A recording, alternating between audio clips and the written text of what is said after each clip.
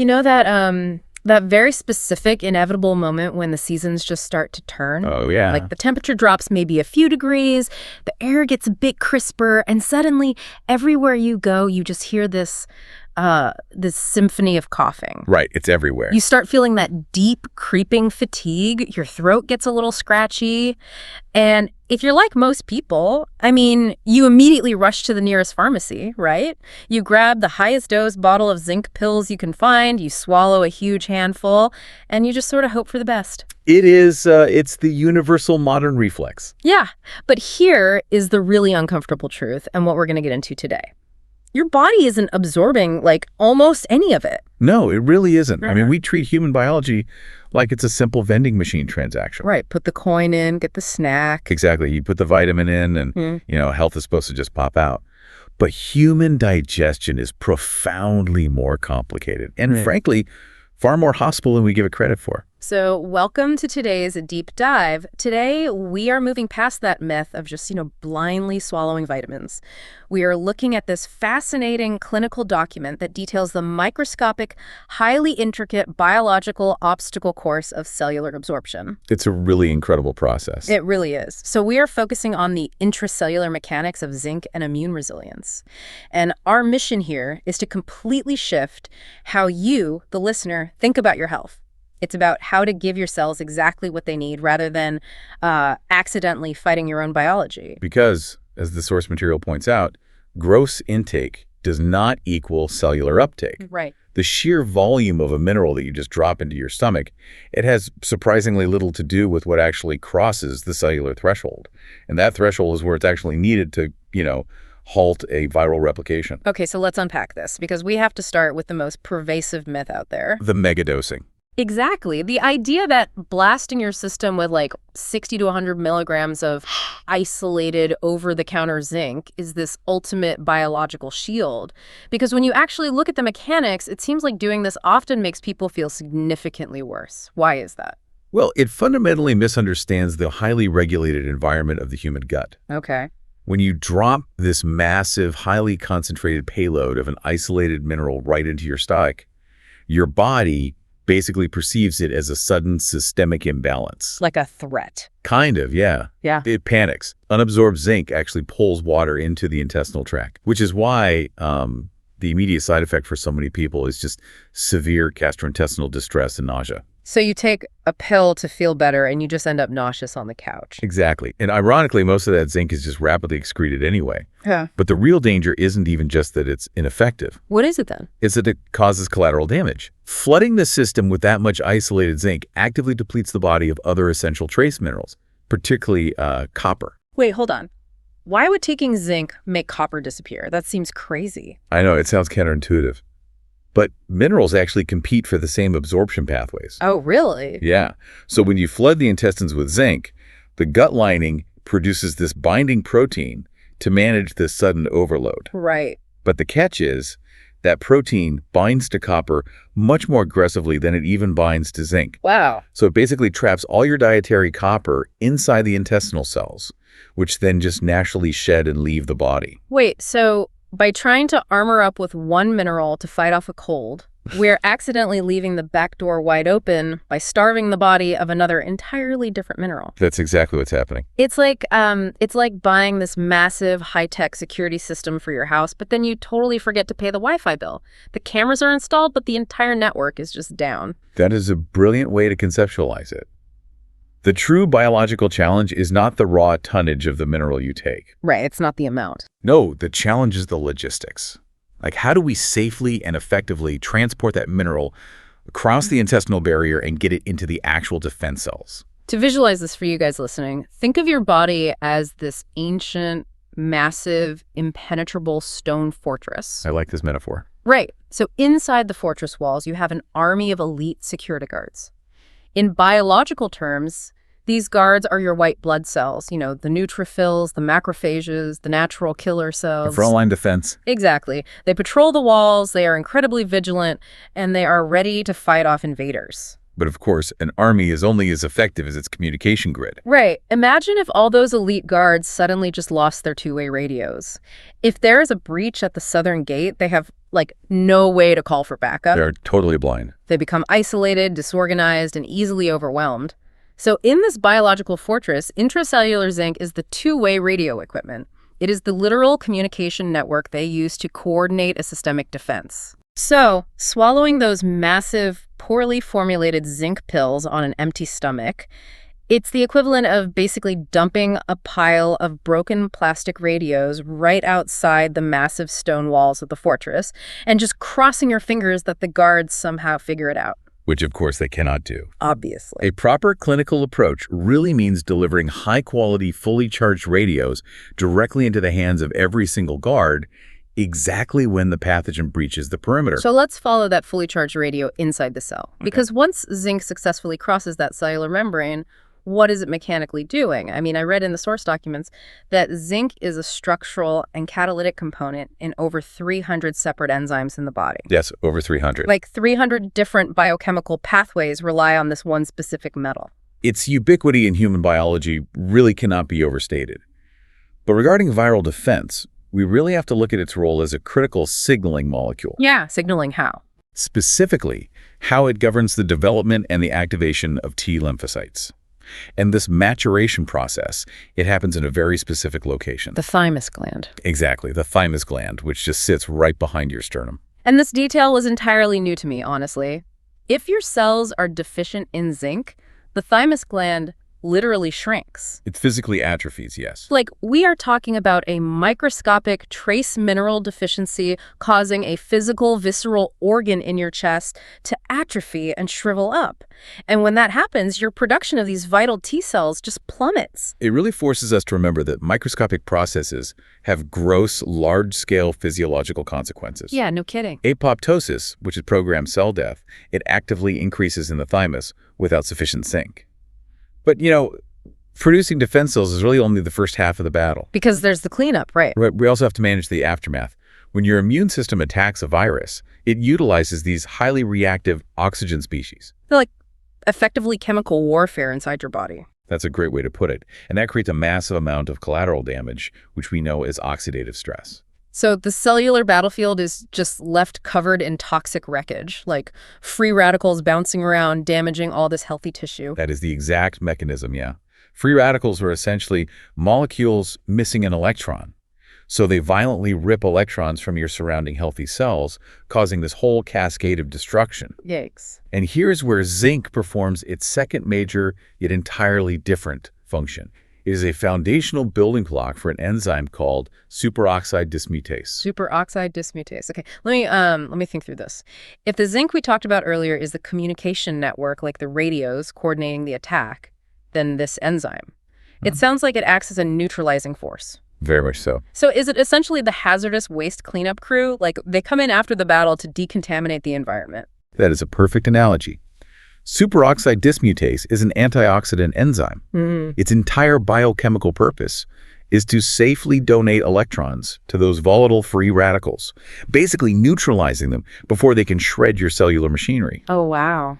So if we connect this to the bigger picture of, why we feel so terrible after an infection, recovery isn't just about killing the virus. Right. It is about surviving your own immune response. Because if you don't clean up that oxidative damage, the battlefield just stays toxic. I mean, you might have defeated the cold virus itself, but you are left dealing with this chronic inflammation. Precisely. You stay exhausted and achy for weeks simply because the cellular wreckage was never cleared out. You remain trapped in a state of systemic stress. So this entirely reframes illness, right? From a simple fight to a really massive, delicate logistical operation. Which naturally brings us to the most practical question for you listening. How do you actually successfully manage these logistics? How do we get the zinc through this insane biological obstacle course and actually into the cell? Well, to understand that, we have to trace the digestion chronology from the very beginning. Okay, let's do it. And step one, surprisingly, actually begins in the stomach. Yes. To extract any mineral from the food matrix, whether that zinc is physically bound inside a piece of steak, an oyster, or even a complex supplement, the human body requires a highly, highly acidic stomach environment. Right, the acid. Hydrochloric acid is what denatures the proteins and cleaves the zinc ions free. But there is a massive problem for modern populations here, isn't there? Because chronic daily stress, The natural aging process and, frankly, highly processed diets have left most adults with remarkably low stomach acid. It's an epidemic. We are functionally unable to break down complex proteins. Wow. And if you cannot chemically separate the zinc from the surrounding amino acids in the stomach chamber itself, the rest of the intestinal journey is just completely irrelevant. Because it's stuck. Exactly. The bound zinc simply passes through the body, functionally useless to your immune system. I really have to push back on this, though, because, everything in modern medicine seems absolutely obsessed with lowering stomach acid. Oh, You walk down literally any pharmacy aisle, and it's just a wall of antacids. People take them like candy after every single meal. So you're telling me we are supposed to be intentionally making our stomachs more acidic? it is one of the most profound biological paradoxes in modern healthcare. It really is. We have been conditioned over decades to view stomach acid merely as a nuisance, like it's the sole villain behind heartburn. Right, the enemy. So we suppress it. But heartburn is very often a mechanical issue of the esophageal sphincter, not an actual overproduction of acid. Wait, really? Yes. So by artificially suppressing our stomach acid just to treat the symptom, we completely cripple the digestive machinery. Yeah. You absolutely must have a highly acidic environment to liberate those trace minerals. So how do we fix a chronically low acid stomach before a meal? Because the clinical insight in the source here involves actively priming the system, which is fascinating. Sick protocol. It says about 15 minutes before you eat a primary zinc-heavy meal, you consume purified water with exactly 1 tablespoon of raw, unpasteurized apple cider vinegar, or, and this is my personal favorite, you thoroughly chew a small handful of highly bitter greens like raw arugula or dandelion leaves. Yeah, you are utilizing either acetic acid or these specific bitter molecular compounds to initiate a massive neurological cascade. Just from the taste. Just from the taste. When those bitter compounds hit the receptors on your tongue, they actually send electrical action potentials up to your brainstem and then right down the vagus nerve. The vagus nerve, which acts like a superhighway directly to the digestive organs, right? Exactly that. The vagus nerve signals the parietal cells lining your stomach wall to rapidly turn on their proton pumps. Okay. And they start producing high-quality hydrochloric acid. You are biologically waking up the stomach before the heavy protein even arrives. That is so cool. Okay, so the stomach is primed, the acid surges, and the zinc is successfully liberated from the food. The first obstacle is officially cleared. But it's only the first obstacle. Right. So the zinc then drops out of the stomach and moves into the gastrointestinal tract.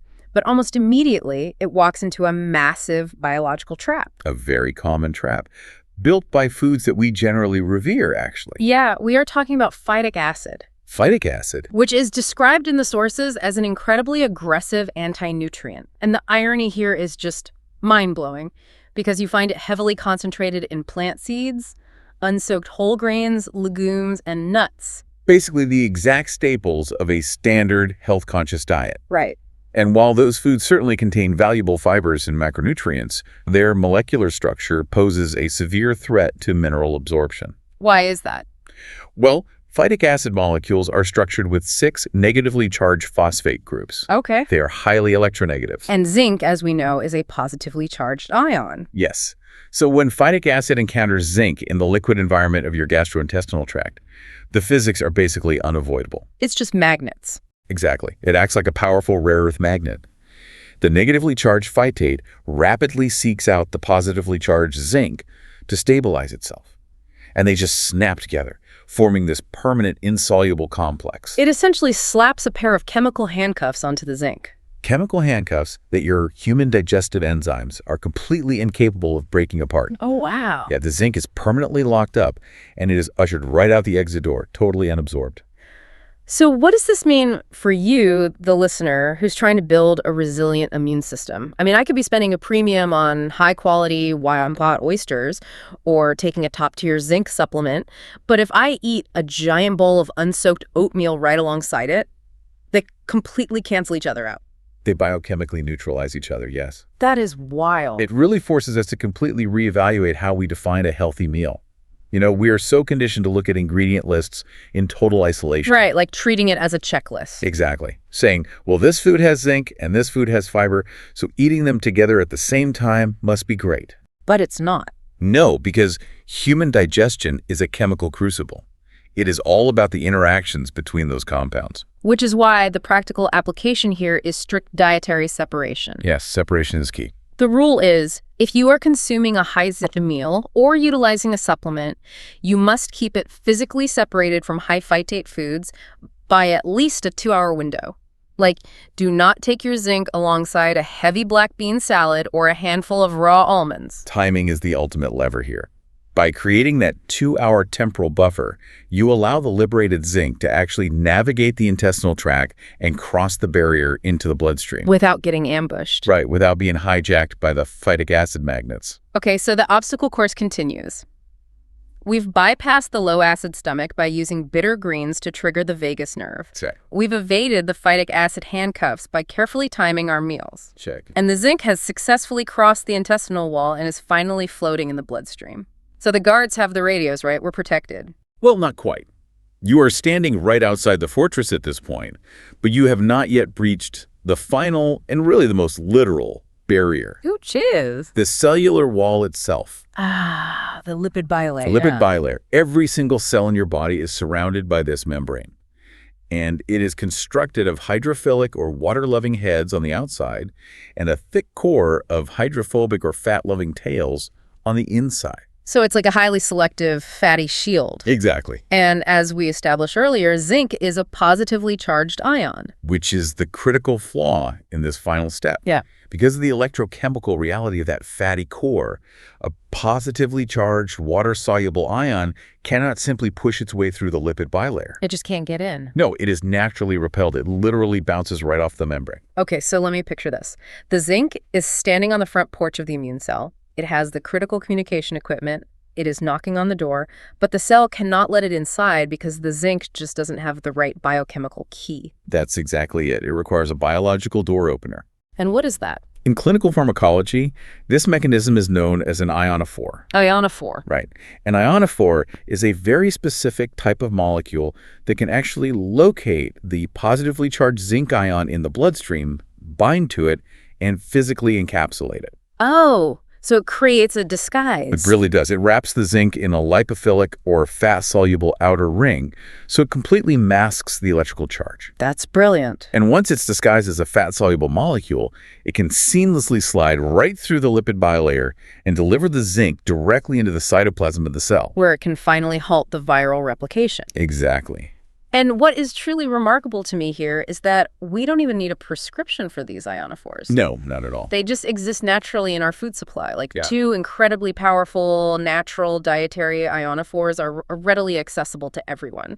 The first one is quercetin, which is highly concentrated in organic red onions, capers, and the skin of organic apples. It's a great compound. And the second is epigallocatechin gallate, or EGCG, which is found abundantly in high-quality green tea. Yes. So when you consciously pair your zinc-rich meal with these specific botanical compounds, say, drinking a steeped cup of green tea right after a zinc supplement, or heavily utilizing raw red onions on a protein-dense meal, you are performing an active feat of nutritional biohacking. You are literally manipulating the permeability of your own cellular membranes. You are. I just love the visual of that.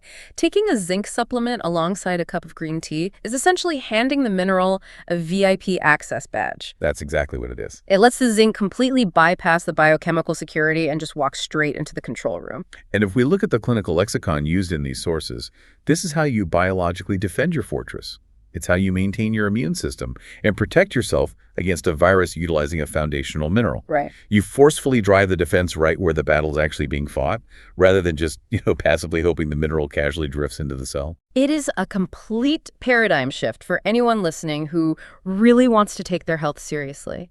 I mean, if there is one overarching lesson to take away from this deep dive today, it is that true, resilient physical vitality is never about blind supplementation. Never. It is never about simply buying the biggest bottle and swallowing the largest dose. It requires clinical precision. Understanding the mechanics is what actually gives you agency over your health. Absolutely. By understanding your own internal communication grid, by intentionally priming your stomach acid with bitter flavors, by carefully avoiding those phytic acid traps through proper meal timing, and finally by utilizing natural ionophores like quercetin to unlock the cellular doors, You are taking total control of the logistics. You're managing the whole supply chain. Exactly. You are finally giving your cells the actual tools they need to thrive. And as we wrap up our analysis of these mechanisms today, I really want to leave you, the listener, with a final, slightly broader thought to consider. Ooh, okay. We traced the path of a simple bitter leaf today, right? We saw how the mere taste of arugula on the tongue can actually fire an electrical signal down the vagus nerve, unlocking digestive acid. Right. Which then downstream completely alters the chemical defense capabilities of an immune cell fighting a virus. It's all connected. It is. And it really makes you wonder if a single, simple, bitter flavor can trigger such a profound, systemic, physiological domino effect. Yeah. What other ancient hardwired neural pathways are currently lying entirely dormant inside our bodies simply because our modern, highly processed diets have completely lost the specific tastes and textures required to wake them up? Oh, wow. What a profound question. Are we biologically sleepwalking, operating at just a fraction of our evolutionary capacity just because we engineered the bitterness out of our food in favor of everything being sweet and easy? It's definitely something to think about. It really is. Well, we have reached the end of the line for today's journey. Thank you so much for exploring this intricate internal universe with us. Your dedication to understanding the actual structural mechanics of your body, rather than just blindly treating symptoms, is what makes you such an incredible listener. So remember, don't just dump broken radios outside the fortress walls. Manage the logistics. Yes, manage the logistics and give your guards the exact tools they need. Stay fiercely curious, and we will catch you on the next deep dive.